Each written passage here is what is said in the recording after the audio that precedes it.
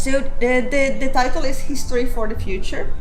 So the point of this week is that we are learning from the last 75 years.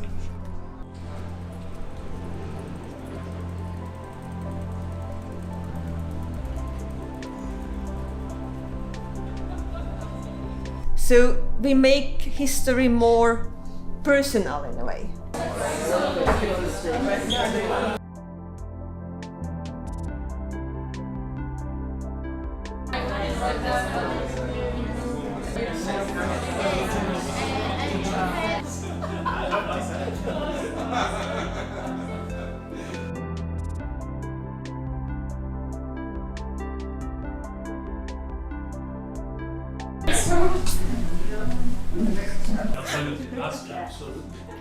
Justice.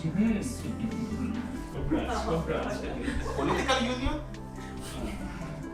Maybe later. Peace.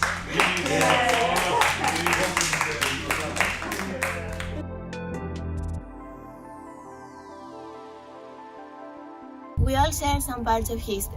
In this youth exchange called History for the Future, youngsters from all over Europe found out that they have more in common than what they thought. Throughout this whole project, the way we were learning about history was by implementing non-formal education tools. So, let's find out what non-formal education is to our participants.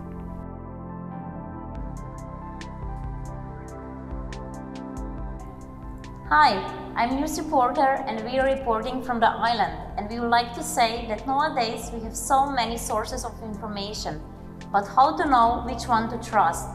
Because we all know some historical facts, but our point of view may change depending on our background. For example, if you pick some event in the history, it can be viewed from so many different perspectives. Look, I found this article on social media. Can you read it? Sure. Some people did take bleach to protect from coronavirus. Some 4% of respondents reported drinking or gargling diluted bleach, while the same numbers said they used soapy water or disinfectants in an effort to protect themselves from coronavirus. You serious? Yes, just because story appears online, it doesn't mean it is necessarily true. The internet is great, but it can also be used to spread misleading news. Now some tips how to avoid falling into fake news. Where did you find the article? Who told you? Was it neutral? Was there any prejudice? And now we are moving to another topic.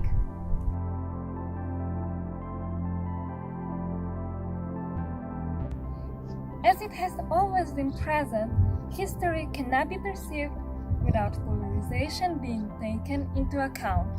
A famous quote says, "History is always written by the winners." Therefore, when learning about history, skills such as critical thinking can be used to overcome the threat of one-sided stories. Polarized thinking is an extreme simplification of reality. Things are either black or white, good or bad. Perhaps the most important example of polarization is political polarization. It usually embodies the tension between different parties, but it can also represent divisions such as religious against secular, modern against traditional, and urban against rural.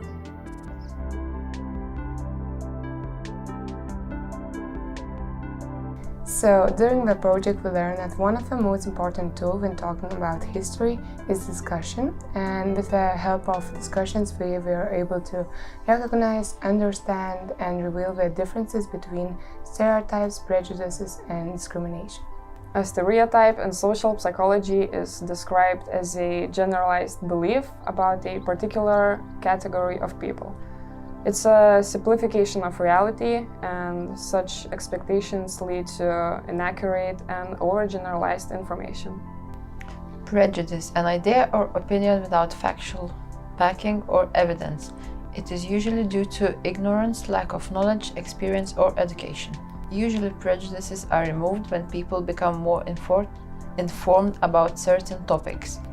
So the last point of this process is discrimination, which is based on a prejudice plus an action that can affect a part of the society. This can be the most dangerous one, like the story teaches us, like looking for example at the Second World War. Nowadays we are still facing different kind of discrimination, like for example based on gender, on ethnic group, or against LGBTQ+ people. And this is extremely harmful and perpetuates inequality. So, what are the benefits of discussion? First of all, discussion helps people process information rather than simply receive it, and most importantly, share their previous experiences with other participants. It is also really important to talk about topics that some people don't feel comfortable talking about. Therefore, it's crucial to keep an open-minded discussion in order to keep people informed and avoid stereotypes, prejudices, and discrimination.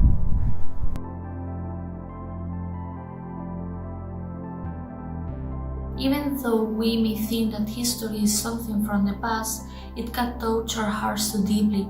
That's why it's so important to listen and respect when somebody is willing to share something so personal. For example, when I was a child, I've never understood why every adult around me spoke about the Civil War of Spain, because they always ended up the conversation angry with each other. I never understood why everyone in Spain feels so hard because of this. I never understood until my grandma sat down with me in the porch and told me the story.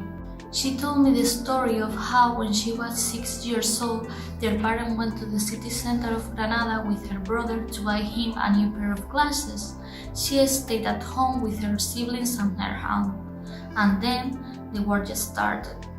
She was in the village with the Republican side while their parents were locked in the city with the National Front. She waited 4 long years wondering if she would be able to see their parents again. Now I know that Civil War was not only something written in books, it was something that broke up many families in Spain. It was something that separated us into pieces that we want to link, but we are not able yet because we are so hard. That's how I realized that history is not just objective events that we teach to each other. We can learn history from emotional and personal events. And this is not as negative as we think. It's just something that makes us humans, because we also build the history and the history built us.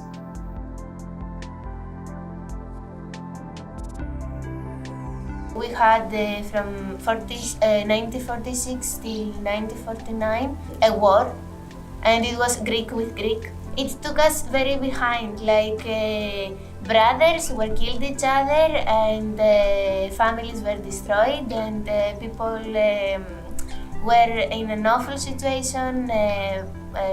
They were poor. It was awful. And when the other countries after Second World War started being better and better, we were worse and worse, and the situation started being better like later, not when we had to. In Italy, the phenomenon of polarization, it's really strong.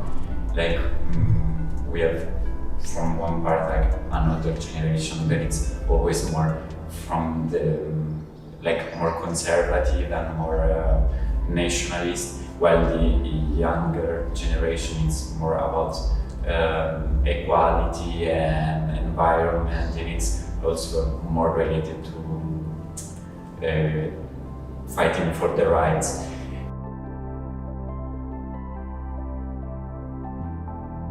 I think that old generations they experience more life, and they have some examples, and they can speak from their life to the young people.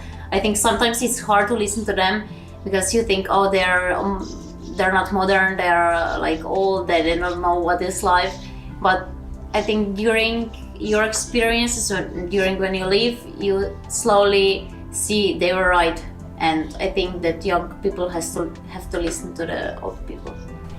To my mind, the next generation is always better than the previous one, and communication between generation gives us opportunity to not to do the same mistakes that we made in the history and avoid them, but in the same time new perspectives and new possibilities will be given in discussion between generations.